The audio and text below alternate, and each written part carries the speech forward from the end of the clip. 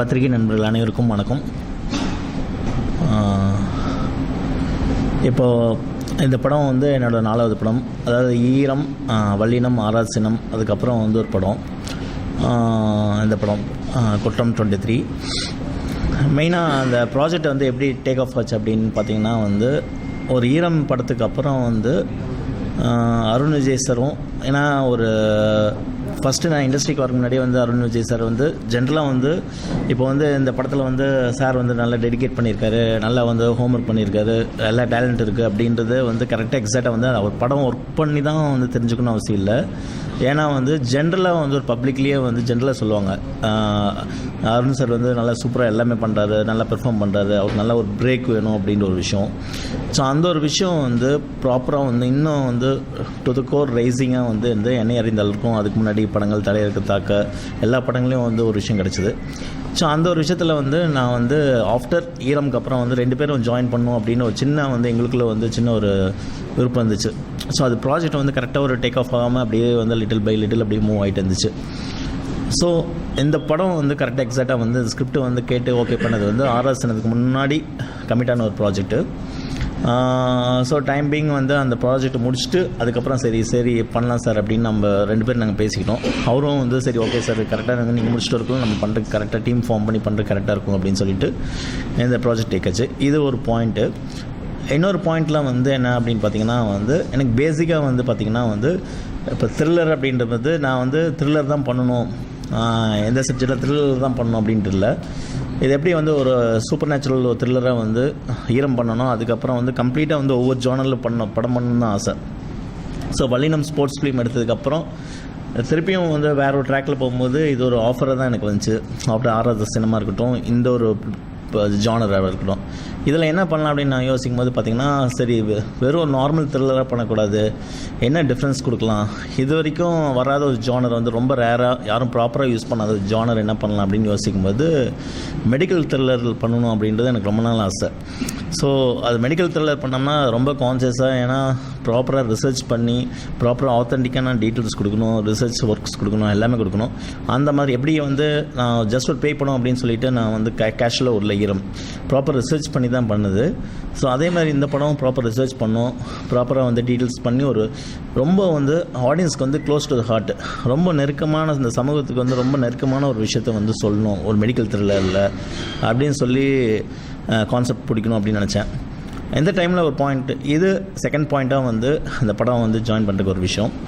அடுத்து அப்படின்னு பார்த்திங்கன்னா எனக்கு மெயினாக வந்து புக்ஸ் ரொம்ப நல்லா படிப்பேன் டோட்டலாக. ஏன்னா ஒரு முழுமையான ஒரு படைப்பு அப்படின்றது வந்து நம்ம அதிகமான படங்கள் பார்க்கறதோட அதிகமான புக்ஸ் படிக்கிறது தான் வந்து ஒருத்தனை வந்து உண்மையிலேயே ஒரு உருவாக்குதுன்னு சொல்வேன். ஏன்னா விஷுவலாக வந்து நம்மளை வந்து அதிகமாக யோசிக்க வைக்கிறது வந்து நம்ம படிக்கிற புக்ஸ் தான், அதுதான் அதிகமான தாக்கத்தை ஏற்படுத்தணும்னு சொல்லுவாங்க. ஏன்னா ஜென்ரலாக வந்து ஒரு புக்ஸ் படிக்கிறது அப்படின்னு பார்த்திங்கன்னா வந்து நம்ம என்ன படிக்கிறோம், என்ன லைன்ஸ் இருக்குதுன்றது முக்கியம் இல்லை, என்ன இன்பிட்வீன் த லைன்ஸ், அந்த லைன் வரிக்குள்ளே வந்து என்ன விஷயத்தை வந்து உள்வாங்கிக்கிறோம் அப்படின்றது தான். ஸோ அப்படி வந்து சின்ன வயசுலேருந்து பார்த்திங்கன்னா வந்து எனக்கு வந்து பாலகுமாரனாக இருக்கட்டும், சுஜாதா சாராக இருக்கட்டும், ஜெயகாந்தனாக இருக்கட்டும் அப்படின்ற ஒரு பக்கம் ஒரு இருந்தாலும் ஜென்ரலாக வந்து பார்த்திங்கன்னா ராஜேஷ்குமார் நாவல்ஸ், க்ரைம் நாவல்ஸ் வந்து ஸ்கூல் டைம்லேருந்து படிப்பேன், ரொம்ப இன்ட்ரெஸ்டடாக படிப்பேன். ஸோ அப்போது வந்து எனக்கு வந்து ஜென்ரலாக வந்து ஒரு எழுத்தாளரோட ஒரு கதையை எடுத்து படம் பண்ணணும் அப்படின்னு ஒரு சின்ன ஒரு இன்ட்ரெஸ்ட் வந்து ஃபஸ்ட்லேருந்து இருக்கட்டும், அது ப்ராப்பரான டைம் வந்து வரும்போது நம்ம பண்ணணும் அப்படின்னு. அப்போது வந்து எனக்கு வந்து இந்த medical thriller as well as வந்து ராஜேஷ்குமார் சார் கூட வந்து சேர்ந்து இணைஞ்சோம்னா அது ஒரு நல்ல ஒரு ஆப்பர்ச்சுனிட்டியாக கிடைக்கும் அப்படின்னு நான் டிசைட் பண்ணேன். அப்போது அவரை மீட் பண்ணி சொல்லும்போது ஒரு புக்ஸு வந்து ஒரு 10-15 நாவல்ஸ் வந்து, ஏன்னா அவர் ஏற்கனவே வந்து கண்டிப்பாக வந்து ரொம்ப இன்ட்ரெஸ்ட் எடுத்து வந்தார். ஏன்னா ஈரம்னு ஒரு படம் வந்து நல்ல படம் கொடுத்துருக்கீங்க, கண்டிப்பாக வந்து நீங்கள் வந்து என்னோடய கதையை வந்து நல்லபடியாக எடுப்பீங்க அப்படின்ற ஒரு நம்பிக்கையில் வந்து நம்ம கண்டிப்பாக பண்ணலாம் அப்படின்னு சொன்னார். ஒரு 10 to 15 நாவல்ஸ் கொடுத்தாரு டோட்டலாக. ஸோ அதில் பெஸ்ட் அப்படின்னு வந்து ஒரு விஷயம் நான் படித்து பார்க்கும்போது வந்து எனக்கு வந்து அந்த நாட் வந்து ரொம்ப பிடிச்சிருந்துச்சி.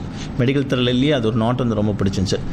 ஸோ அந்த நாட்டை வந்து நான் டெவலப் பண்ணி டோட்டலாக வந்து ஒரு விஷயம் உருவாங்கினது தான் தேர்ட் பாயிண்ட் அப்படின்னு சொல்லுவோம். ஸோ அந்த 3 விஷயம், அருண் விஜய் சார் கூட வந்து ஒரு படம் பண்ணணும், ஒரு மெடிக்கல் த்ரில்லரை டிஃப்ரெண்ட்டாக பண்ணணும், அதுக்கப்புறம் வந்து ஒரு எழுத்தாளரோட படம் எடுத்து பண்ணணும் அப்படின்றது 3 விஷயம் சேர்ந்து அந்த ப்ராஜெக்ட் வந்து டேக் ஆஃப் ஆனதுக்கான ஒரு மெயின் ரீசன் என்னோடய பாயிண்ட் ஆஃப் வியூவில். நெக்ஸ்ட் அப்படின்னு பார்த்திங்கன்னா வந்து சரி ஒரு படம் கதை எடுத்துக்கிட்டோம் அப்படின்னு பார்த்திங்கன்னா எந்த ஒரு படம் எடுத்துட்டாலும் சரி இந்த படம் எடுக்கிறதுனால என்ன யூஸு, நாம் ஏன் எடுக்கணும் அப்படின்ற ஒரு சின்ன ஒரு விஷயம். அது பெரிய படம் சின்ன படம் அப்படின்றது எந்த ஒரு விஷயம் இல்லாமல், ஸோ நான் ஒரு படம் எடுக்கும்போது இது சொசைட்டிக்கு வந்து எந்த விதத்தில் வந்து இது யூஸாக இருக்க போகுது அப்படின்னு ஒரு பாயிண்ட் யோசிப்பேன். ஸோ ஒரு ஈரமாக இருக்கட்டும், ஒரு வல்லினமாக இருக்கட்டும், அதுக்கப்புறம் ஆராசனம் கூட வந்து ஒரு ரீமேக்காக இருந்தாலும் அதில் ஏதோ ஒரு பாயிண்ட் வந்து நம்ம சொல்லணும், சொல்லாமல் விட்டுறக்கூடாது.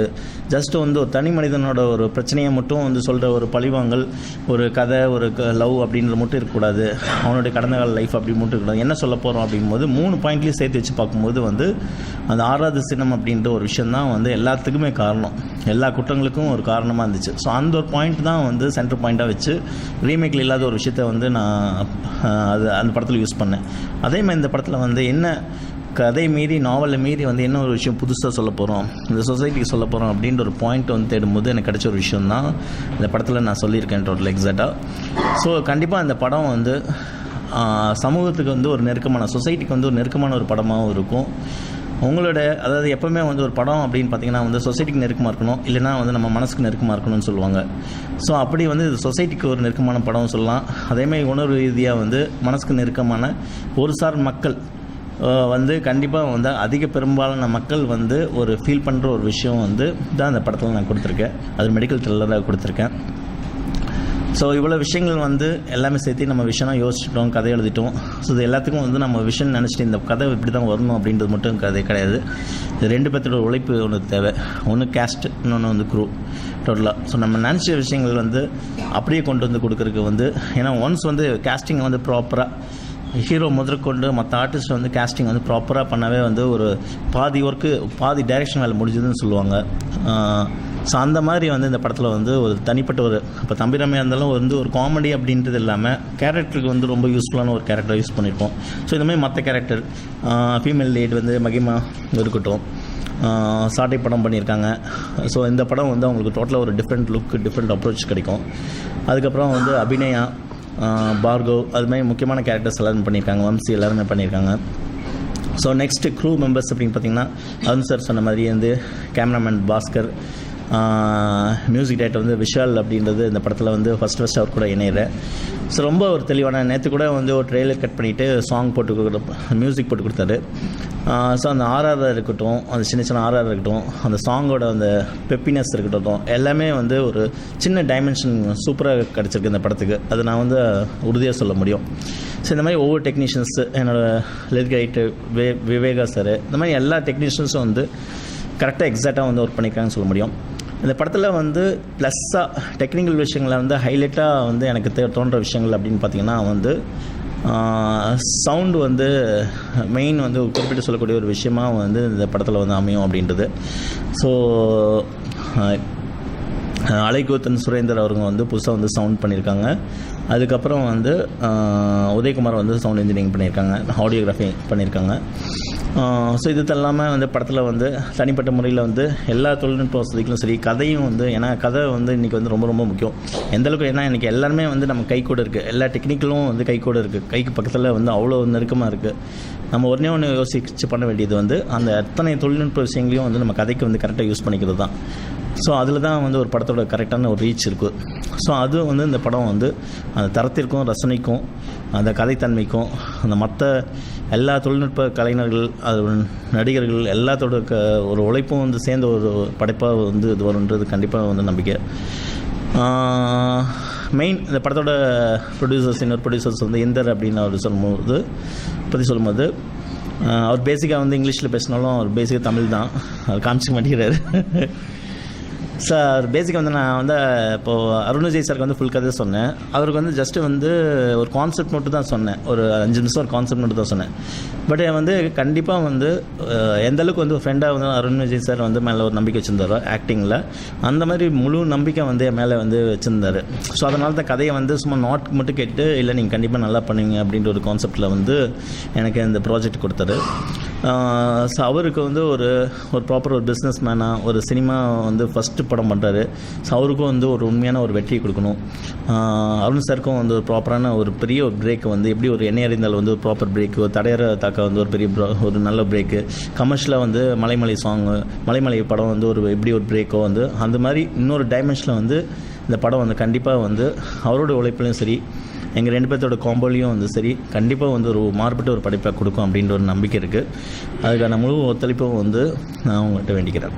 தேங்க்யூ.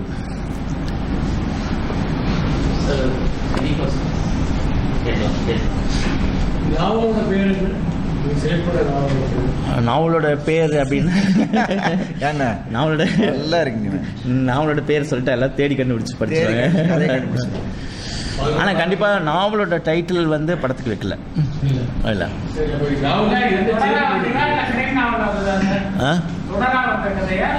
கிரைம் நாவல் வந்தப்போ, அதாவது இது எப்படின்னா நாவல் அப்படியே எடுத்து பண்ணல, நாவலோட ஒரு பிளாட் மட்டும் எடுத்துக்கிட்டேன், ஒரு சின்ன விஷயத்தை மட்டும் எடுத்து டோட்டலாக டெவலப் பண்ணிக்கிட்டேன். ஏன்னா வந்து எக்ஸாக்டாக வந்து எல்லா நாவல்களையும் வந்து நம்ம சினிமாவை எடுக்க முடியாது. ஒரு கரெக்டான ஒரு ப்ராப்பரான வந்து ஒரு விறுவிறுப்பான ஒரு திரைக்கதையாக வந்து சினிமா திரைக்கதையை அமைக்கிறது ரொம்ப கஷ்டம். அதை நல்லா மாடிஃபை பண்ணி கரெக்டாக எக்ஸாக்டாக பண்ணால் தான் வந்து எப்படி ரீமேக்கே அப்படி ஒரு விஷயம் பண்ணும்போது கண்டிப்பாக வந்து நாவலுக்கு வந்து எக்ஸாக்டாக அப்படி எடுத்ததே பண்ண முடியாது. ஸோ அந்த விதத்தில் ஏன்னா ராஜேஷ்குமார் வந்து இப்போ தான் தமிழ் சினிமாவுக்கு வந்து புதுசாக ஃபஸ்ட் டைம் வர்றாரு எக்ஸாக்டாக. ஸோ அதனால் வந்து இந்த படத்தில் வந்து அதிகமான வந்து திரைக்கதை வந்து சினிமா சார்ந்த ஒரு விஷயமா இருக்கும். டோட்டலாக கரெக்டாக அந்த ஒரு இன்ட்ரெஸ்ட் ஃபேக்டர் வந்து ஜாஸ்தியாக இருக்கும்.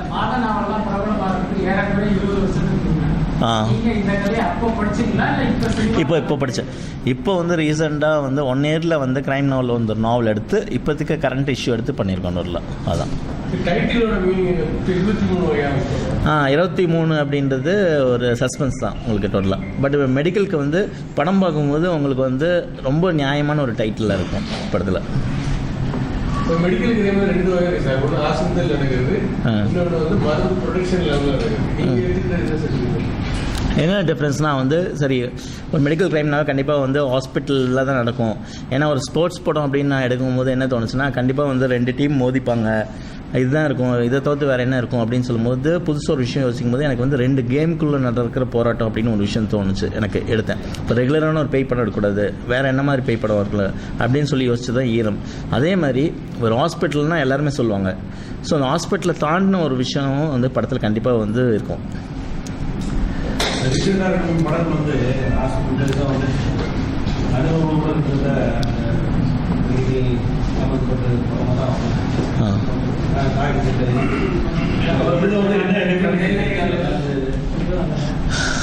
தனியொருவன் வந்து ரொம்ப ஒரு சின்ன போர்ஷனாக தான் இருக்கும் எக்ஸாக்டாக. ஏன்னா அது வந்து மெயினாக பார்த்திங்கன்னா செய்தித்தாளில் பேஸ் பண்ண ஒரு விஷயம். அதாவது நம்ம பேப்பரில் பார்க்குற ஒரு செய்திக்கும் இன்னொரு செய்திக்கும் ஒரு தொடர்பு இருக்குது அப்படின்றத மெயின் களமாக எடுத்திருக்கோம். காக்கி சட்டை அப்படின்னு பார்த்திங்கன்னா வந்து ஒரு போலீஸ் ஆஃபீஸர் டோட்டலாக அது வந்து ஆல்ரெடி சொல்லப்பட்ட ஒரு விஷயம் தான். அது எப்படி வந்து அவங்க ட்ரீட்மெண்ட் பண்ணாங்க அப்படின்றது இது வந்து கண்டிப்பாக என்னால் வந்து ஒரு விஷயம் சொல்ல முடியும். இது வந்து சினிமாவுக்கு தமிழ் சினிமாவுக்கு வந்து ஒரு விஷயம் வந்து சொல்லாத ஒரு பாயிண்ட் தான் எடுத்து சொல்லியிருப்போம். அந்த விதத்தில் வந்து இது கண்டிப்பாக வந்து வேறு.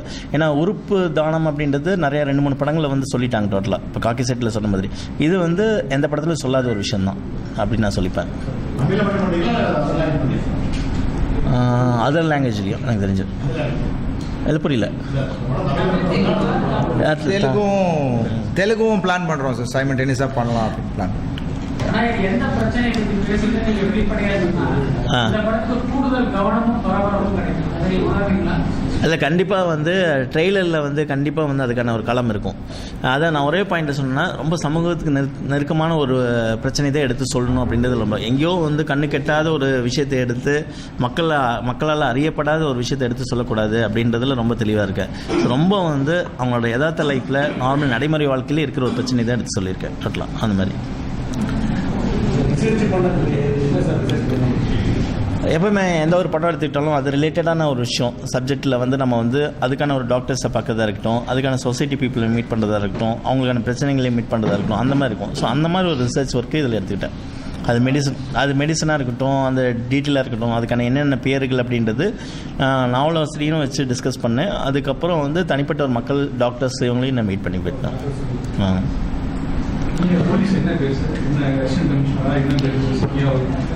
அசிஸ்டன்ட் கமிஷனரா? சென்னையில் நடக்கிறது.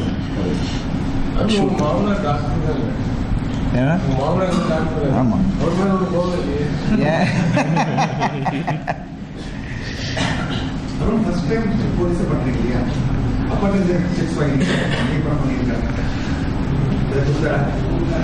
சார் அவங்க எப்போதுமே அது எதை ட்ரெஸ்ஸு போட்டாலும் அவங்க நாட்டாம மாதிரி மாறிவிடுவாங்க, போலீஸ்னால் போலீஸ் மாதிரி மாறிவிடுவாங்க. இந்த படத்தில் அவரும் ஒரு கேமியோ ரோல் பண்ணியிருக்காரு எக்ஸாக்டாக. ஸோ அதனால் ஸ்பாட்லி டிப்ஸ் கிடச்சிருக்குன்னு நினைக்கிறேன்.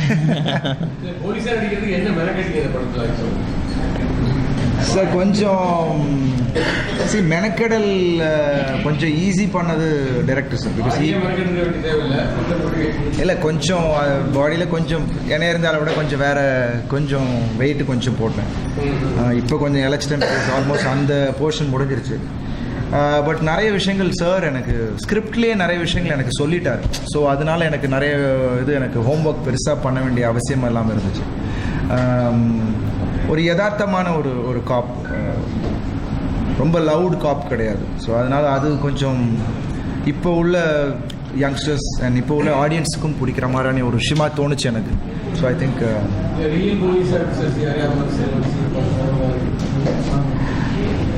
எஸ் சார் சில விஷயங்கள் சார் இப்போ சொல்யூட் அடிக்கிறதுல ஒரு போலீஸ் ஆஃபீஸர், ஏன்னா பிகாஸ் என்னோட ஃபேன் கிளப்பில் ஒரு போலீஸ் ஒருத்தர் இருக்காரு. ஸோ அவர் இஸ் அ கான்ஸ்டபிள் ஆக்சுவலி. அவர் ரொம்ப அப்பப்போ எனக்கு வாட்ஸ்அப்லேயும் இதுலேயும் அனுப்பிச்சிட்ருப்பார். சார் இது இவர் தான் சார் பயங்கரமாக எங்கள் இதுலேயே சொல்லிவிட்டு அடிக்கிறதுன்னா இல் சென்ட் தட் வாட்ஸ்அப். ஸோ அதெல்லாம் நிறைய டிப்ஸ் எனக்கு அங்கங்கே நிறைய பேர் எனக்கு கொடுத்துருந்தாங்க. ஸோ டிரெக்டாக நான் போய் மீட் பண்ணி பண்ணலை, ஏன்னா பிகாஸ் ஏன்னா சாரோட ரிசர்ச்சில் அது ஒரு விஷயமா இருந்து அவரே எனக்கு நிறைய விஷயங்கள் எனக்கு அதான் ரெண்டு பக்கம் வந்துச்சு. அப்போ ரிசர்ச் அப்படின்னு பார்க்கும்போது ஃபார் எக்ஸாம்பிள் தனிப்பட்ட முறையில் ஒரு போலீஸ் டிபார்ட்மெண்ட் ஆஃபீஸ் எப்படி இருக்கணும் அப்படின்றது என்னோட டைரக்ஷன் டிபார்ட்மெண்ட் அசிஸ்டன்ஸாக இருக்கட்டும், எல்லாருமே ஈச் அண்ட் எவ்ரி திங் எந்த சீன் எடுக்கிறதா இருந்தாலும் இப்போ ஃபாரன்சிக்னா அதுக்கான டீட்டெயில்ஸ் கலெக்ட் பண்ணி கொடுத்துருவாங்க. போலீஸ் டிபார்ட்மெண்ட்னா எப்படி இருக்கணும், காஸ்டியூம்ஸ் எல்லாமே அதுக்கான ரெஃபரன்ஸ் ரொம்ப டீட்டெயிலிங்காக இருக்கணும் அப்படின்றதுக்காக என்னோட டோட்டல் டைரக்ஷன் டிப் ரொம்ப ஒத்துழைச்சாங்க. சார் சைட்லேயும் என்னென்னா சார் சொன்ன மாதிரி அந்த சல்யூட்லாம் பேசிக் அவரே அந்த கதைக்கு கேரக்டர் என்ன பேசிக்காக பண்ணணும், என்ன லாஜிக்கலாக பண்ணணும், எந்த மாதிரி இருக்கணும் அப்படின்றத கரெக்டாக எக்ஸாக்டாக பண்ணார். மேனரிசம் நான் எங்களுக்குள்ளே டிஸ்கஸ் பண்ணிக்கிட்டோம் டோட்டலாக எப்படி பண்ணலாம் என்ன பண்ணலாம் அப்படின்றத. ஸோ அந்த ஒரு விஷயம் படத்தில் வந்துச்சு டோட்டலாக. இல்லை இதில் கண்டிப்பாக ஹீரோயினுக்கு இம்பார்ட்டன்ஸ் இருக்குது டோட்டலாக. அதுதான் கிடச்சிருக்கு. அந்த ஒரு இது கண்டிப்பாக இருக்கும். ஏன்னா மெயின் ஸ்ட்ரீம் ஃபிலிம்னாவே ஹீரோயினுக்கு இம்பார்ட்டன்ஸ் இருக்காது. அதே மாதிரி க்ரைமில் ஹீரோயினுக்கு இது ஹீரோயின் அதாவது ஒரு படத்துக்கு எந்த அளவுக்கு சாங் முக்கியம் அப்படின்றது இன்றைக்கி இருக்குது. க்ரைம் ஸ்டோரிக்கு இருக்கா இல்லையான்றதோட ஒரு ஹீரோயினுக்கு கண்டிப்பாக முக்கியம் அப்படின்றதுல ரொம்ப தெளிவாக இருக்கு. ஹீரோயின் ஒரு கிட்ஸ் ஸ்கூல் டீச்சர், அது மாதிரி ஒரு விஷயம்.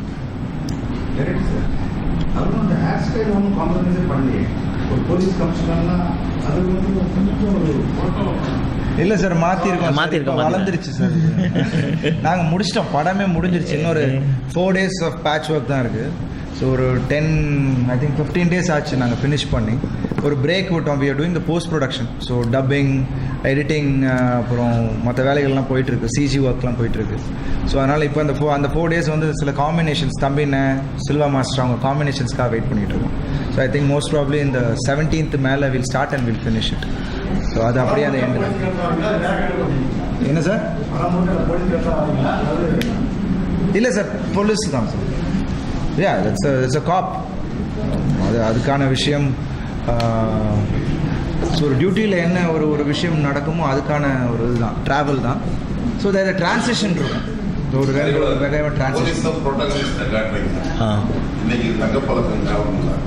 இன்னைக்கு இருக்கிற ரோட்டில் போலீஸுடைய அட்ராசிட்டி அதிகமாக இருக்குது. அப்படி இருக்கும்போது இது ஒரு தப்பான ஒரு இல்லை எப்படின்னா நம்ம எப்படி எடுத்துக்கிறோம் ஒவ்வொரு கதையில் அப்படின்னு தான். அதாவது ஒரு போலீஸை பற்றி தப்பாக சொல்கிறது, அவங்களோட இன்னொரு பக்கத்தை சொல்கிறதுனா விசாரணைன்னு ஒரு படம், அதையும் நம்ம அக்செப்ட் பண்ணுறோம். ஸோ போலீஸை பற்றி உயர்வாக சொல்கிற ஒரு படம் அப்படின்னு பார்த்திங்கன்னா அதுக்கான ஒரு கதை திரைக்கதை அதை இல்லை அது நம்ம எப்படி எடுத்து காமிக்கிறோன்னுன்றது. இப்போ இது ஒரு மெயின் ஸ்ட்ரீம் ஃபிலிமாக இருக்கிறனால உங்களுக்கு சினிமாவை தோணுது. இதே ஒரு ரியலிஸ்டிக் படத்தில் உண்மையிலேயே போலீஸோட கஷ்ட நஷ்டங்கள் என்ன, அவங்க என்னென்ன தியாகம் பண்ணுறாங்க அப்படின்னு ஒரு பாயிண்ட் எடுக்கும்போது ஆடியன்ஸுக்கு நம்ப வைக்கிற ஒரு விஷயம் தான். இப்போ ஒரே ஒரு காதல்ன்ற ஒரு விஷயத்தை எடுத்து காதல் மாதிரி ஒரு புனிதமான ஒரு விஷயம் இல்லை அப்படின்னு எடுத்துன்னு சொல்லலாம். காதல் மாதிரி ஒரு துரோகமான விஷயம் எடுத்து சொல்லலாம். ஸோ நம்ம எப்படி ப்ரெசென்ட் பண்ண போகிறோம், எப்படி ஆடியன்ஸை நம்ப வைக்கிறோம் அப்படின்றது தான். ஸோ அந்த ஒரு பாயிண்டில் இது கண்டிப்பாக ரீச் ஆகுன்றதுலாம் அதுதான்.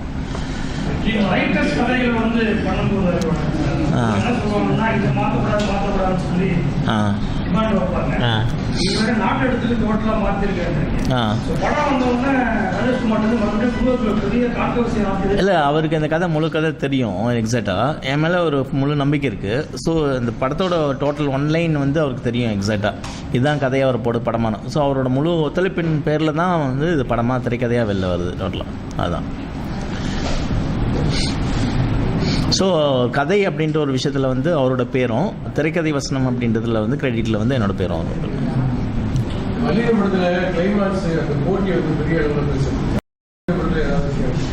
இந்த படத்தில் வந்து சார் வந்து மெயினான நம்பின விஷயம் வந்து சாரை வச்சு எப்போவுமே எந்த ஒரு ஆர்டிஸ்ட்டை படத்தில் யூஸ் பண்ணுறதா இருந்தாலும் அவருக்கான ஒரு விஷயத்தை வந்து அவருக்குள்ளே என்ன திறமை இருக்குது அது ப்ராப்பராக கதைக்குள்ளேயும் கொண்டு வரணும், படத்துலையும் யூஸ் பண்ணணும் அப்படின்றதுல இருப்பேன். ஸோ பேசிக்காக பார்த்திங்கன்னா அவரோட ஆக்ஷனாக இருக்கட்டும், மற்றவங்க எல்லாமே வந்து ஒரு ரியலிஸ்டிக் இருக்கும் டோட்டலாக எக்ஸாக்டாக. ஸோ மற்றவங்கன்னா மற்ற ஹீரோஸ்னால் சில பேர் வந்து காம்ப்ரமைஸ் நம்ம பண்ண வேண்டியது இருக்கும். பட் சாரோட விஷயத்தில் அந்த காம்ப்ரமைஸ் இருக்காது. ஸோ முழுக்க வந்து அவரையே வச்சு வந்து எக்ஸாக்டாக வந்து ஃபுல் ஃபைட்டையும் நம்ம எடுக்கலாம். ஸோ அந்த மாதிரி வந்து இந்த வந்து ஒரு மெடிக்கல் ஆக்ஷன் த்ரில்லரை தான் நான் இந்த படத்தை வந்து போர்ட்ரேட் பண்ணுறேன். ஸோ அதுக்கான விஷயங்கள் வந்து படத்தில் வந்து கிளைமேக்ஸ்லேயும் தெரியும். கிளைமேக்ஸில் வந்து ஒரு பெரிய ஆக்ஷன் சீக்வன்ஸ் இருக்குது, அதுலேயும் இருக்குது, படத்துலையும் இருக்குது எக்ஸாக்டாக.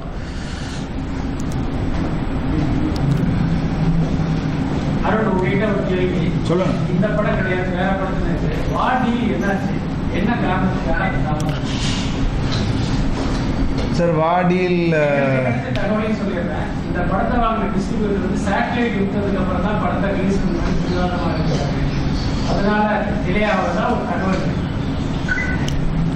இல்லை, அது ஒரு விஷயம் என்னென்னா, இப்போது நாங்கள் ஆரம்பித்த கட்டத்தில் வந்து சேட்டலைட் போயிட்டு இருந்தது. அப்போது அதுக்கான விலை இருந்தது. ஸோ அதை பேஸ் பண்ணி நாங்கள் எக்ஸஸாக படம் பண்ணோம், அது எக்ஸஸ் செலவு பண்ணோம். ஏன்னா it's an action film, out and out action film.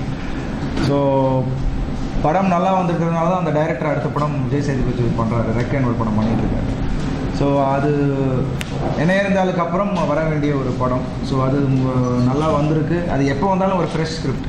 But as it is it's satellite issue இருந்தது ஒரு காரணம், முக்கிய காரணம். ஏன்னா பிகாஸ் ஒரு பெரிய தொகை அதில் மாட்டி இருந்துச்சு. ஸோ அது இருந்துச்சுன்னா ஒரு ரிலீவ் ஆகிருக்கும். திருப்பி அந்த தொகையை நாங்களே திருப்பி போட்டோம்னா அது budget goes of very high. So hopefully இன்னும் ஐ திங்க் கப்புள் ஆஃப் மந்த்ஸில் இந்த மந்த் ஆர் நெக்ஸ்ட் மந்தில் அது ரிலாக்ஸ் ஆகிடும்னு நினைக்கிறேன். Because there are people who want to buy the film. ஏன்னா இப்போ என்ன இருந்தாலுக்கு அப்புறம் அது ஒரு பெரிய ஒரு எதிர்பார்ப்பு இருந்துச்சு. ட்ரெய்லரே இப்போ 1 மில்லியன் வியூஸ்க்கு மேலே பார்த்தாங்க. ஸோ அதுலேயே அந்த படம் பெரிய எதிர்பார்ப்பு இருந்துச்சுன்னு எனக்கு தெரிஞ்சுது. பட் அதுலேயே ஸ்டக் ஆகி நான் மைண்டில் ஓட்டிகிட்டு இருக்கக்கூடாதுன்னா உடனே I start of this film. Because progress போயிட்டு இருந்துச்சு, கொஞ்சம் ஸ்லோவாக போயிட்டு இருந்தது. ஸோ எனக்கும் ஒரு டக்குன்னு ஒரு சேஞ்ச் தேவைப்பட்டுச்சு, ஏன்னா ஒரு கரெக்டான படம் தேவைப்பட்டுச்சு. ஸோ வாடியில் வந்து இருந்தாலும் எனக்கு அது அடுத்த ஒரு கட்டமாக தான் இருந்திருக்கும்.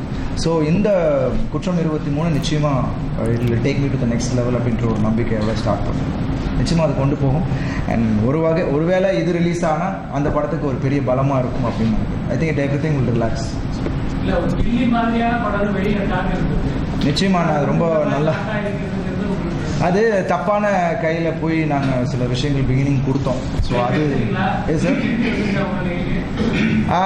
அது வந்துக்கிட்டு இருக்கு. அதுக்கான சில பேச்சுவார்த்தைகள் இதெல்லாம் பண்ணி கொஞ்சம் இது உங்களுக்கே தெரியுமே, சினிமாவில் அது பண்ணுறோம் அப்படின்னு சொல்லிட்டு சில விஷயங்கள் இழுக்கப்படுறது இல்லையா, அதில் கொஞ்சம் மாட்டிக்கிட்ட ஒரு விஷயம். அண்ட் இன்னும் மாமா கொஞ்சம் இன்னசென்ட்டாக பண்ணாங்க, சில விஷயங்கள் நம்பினாங்க, அது கொஞ்சம் சில பேக் ஃபயர் ஆச்சு. பட் எனிவேஸ் நல்லவர்களுக்கு நிச்சயமாக அது தப்பு நடக்காது. ஸோ ஐ திங்க் இந்த படம் மூலிமா I think that will something good will happen to that film. சரி, உங்கள் தமிழ் மூலமாக மற்ற ஹீரோவை வச்சு படம் நிச்சயமாக நாங்கள் பேசின போதே அப்படி தான். இதனும் ஒரு படம் 1 ஃபிலிம் வண்டர் கிடையாது. இந்த படம் இந்த 2 பேனரும் தொடர்ந்து 2 பேரும் சேர்ந்து பண்ணலான்னு தான் முடிவு எடுத்திருக்கோம். ஸோ இதில் நல்ல படங்கள், மற்ற புது இயக்குனர்கள், புது நடிகர்களோ இல்லை மற்ற நடிகர்களோ வச்சு பண்ணுறது. பட் என்னென்னா இப்போ ரிஸ்க் ஃபேக்டர் நிறையா இன்வால்வ் ஆகிருக்கு. நான் ஃபஸ்ட்டு ஆக்சுவலாக நியூ கமர்ஸ் வச்சு தான் பிளான் பண்ணோம். பட் இப்போ உள்ள கிராஃபில் பார்த்தீங்கன்னா இட்ஸ் ரிஸ்க் ஃபேக்டர் ஒரு 70% இருக்குது. ஸோ அது எடுக்க வேண்டியது ஒரு கட்டாயத்தில் இருந்தோம். ஸோ வை நாட், இப்போ நானும் அடுத்த படம் பண்ணாமல் இருந்தேன் என்ன இருந்தாலுக்கு அப்புறம். அப்போது I got a nice director. So why not let start of with this film. So ஒரு கம்பெனியை ஸ்ட்ரெங்தன் பண்ணிவிட்டு அப்புறம் பண்ணலாம் அப்படின்னு. எடுத்தவொடனே நம்ம வந்து அந்த ரிஸ்க் எடுக்க வேணாம், நம்ம ஒரு தடவை நம்ம ஸ்ட்ரெங்தன் பண்ணிவிட்டு பண்ணலான்ட்டு இருக்கோம். ஸோ தொடர்ந்து within a month we'll inform you next project. So அடுத்த படைப்பும் உடனே ஆரம்பிக்கலாம் அப்படின்றது தான் எங்களோட. ஸோ அது அறிவழகன் சாரை திருப்பி பண்ணாலும் எங்களுக்கு ரொம்ப சந்தோஷம். பட் அவர் கமிட்மெண்ட் இருக்கா என்னன்னு தெரியல. இன்னைக்கு அதை சொல்கிறேன் because we really like the output which has come. So நிச்சயமாக வந்து எல்லா விதத்துலேயும் ஒரு ப்ரொடியூசர் கூட ரொம்ப ஒரு விஷயம் சொன்னால் ஓகே சார் நான் பண்ணிடுறேன் அப்படின்னு சொல்லக்கூடிய ஒரு சில டைரக்டர்ஸ், அதுவும் இந்த ஸ்டேச்சரில், அதாவது ஒரு குவாலிட்டி ஃபிலிம் மேக்கிங் ப்ளஸ் எல்லாத்துலேயும் வந்து ஒரு காம்ப்ரமைஸ்டாக சில விஷயங்கள் ப்ரொடியூசரையும் கலந்து ஆலோசித்து பண்ணுறது ஒரு சில டைரக்டர்ஸாக இருக்காங்க அந்த பெரிய லிஸ்ட்டில். ஸோ அந்த அறிவுடன் sir is really catching up because அந்த மாதிரி டைரக்டர்ஸ் நமக்கு கண்டிப்பாக தேவை. எஸ் அஃப்கோர்ஸ் சில விஷயங்கள் நானும் அவரோட ஐடியாஸுக்கு நான் இந்த டீம் சொல்லி இல்லைப்பா இது நம்ம பண்ணி தான் ஆகணும். சில விஷயங்கள் we also stretched but it's for the film. So நிச்சயமாக அது வந்து கண்டிப்பாக அது படம் பார்க்கும்போது yes of course we have done justice அப்படின்னு தெரியும். ஸோ எங்கேயுமே நாங்கள் காம்ப்ரமைஸ் பண்ணிக்காம தான் பண்ணுவோம் இந்த படம்.